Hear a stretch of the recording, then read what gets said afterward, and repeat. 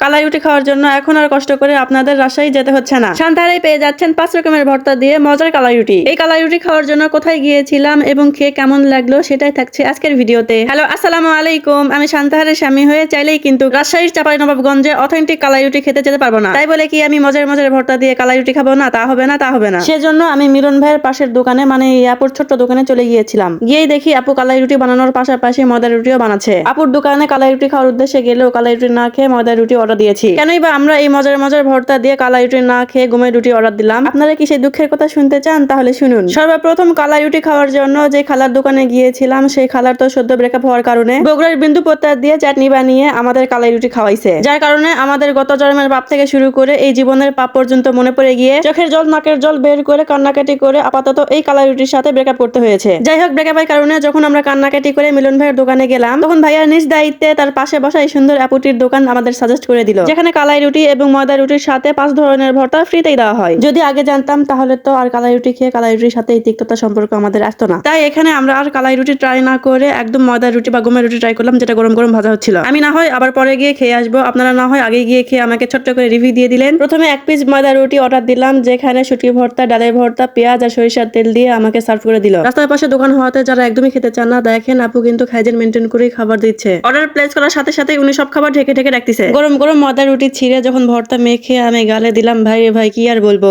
বিশ্বাস করেন, এর থেকে মজার ভর্তা আমি কোনো হোটেলেই রুটি দিয়ে খাইনি। স্পেশাল ভাবে শুটকি ভর্তা যে এত মজার ছিল, এই ভর্তার কারণে আমরা আবার একটি অর্ডার দিলাম। শুটকি থেকে বাজে গন্ধ বের হয়, এই জন্য আমার তেমন একটি শুটকি খেতে ভালো লাগে না, আর ভর্তা তেমন একটি খাই না। তবে এই শুটকি ভর্তা খেতে অন্যরকম মজার ছিল। আমার মনে হয় যারা গন্ধের কারণে শুটকির ভর্তা খান না, তাদের এই ভর্তা খেতে মজাই লাগবে। আপুকে বলেছিলাম এই গরম ফোলা রুটিতে আপনি সব ধরনের ভর্তা চারিদিকে দিবেন, আমি একটু ভিডিওগ্রাফি করব। আপু তো আমার প্ল্যানে পানি দিয়ে সব ধরনের ভর্তা রুটির সাথে দিয়ে তাতে পেঁয়াজ আর সরিষার তেল দিয়ে ভালো করে মিশিয়ে আমাকে রুটি পিজ্জা বানিয়ে দিল। দেখেছেন কি স্পেশাল ভাবে আদর যত্ন। এমনই স্পেশাল হয়ে মজা করে কালাই রুটি আর ময়দা রুটি খেতে চাইলে আমাদের সান্তাহার টিকিট কাউন্টারের সামনে চলে যান। এমনিতেও রোমান্টিক ওয়েদার, তার মধ্যে আপুর কাছে মজার মজার সব ভর্তার আইটেম, যেখানে অতিমাত্রায় কোনো ঝালই ব্যবহার করা হয়নি। এক কথায় ভর্তায় অতিমাত্রায় কোনো ঝাল ব্যবহার করা হয়নি, তাই আপনি যে রুটি দিয়ে খান না কেন মজাই লাগবে। আমি ময়দা রুটি দিয়ে খেয়েছি বলে আপনাকেও এসে ময়দা রুটি দিয়ে খেতে হবে এমন না। ভিডিও শুরু করেছিলাম কালাই রুটি দিয়ে, তাই সান্তাহারের কোথায় কালাই রুটি মানে মাসকালাই রুটি পাওয়া যায় এবং ভর্তাগুলো কেমন মজার সেগুলো আপনাদের জানিয়ে দিলাম। আপুর দোকানে গিয়ে খাবেন, আশা করি নিরাশ হবেন না। ধন্যবাদ।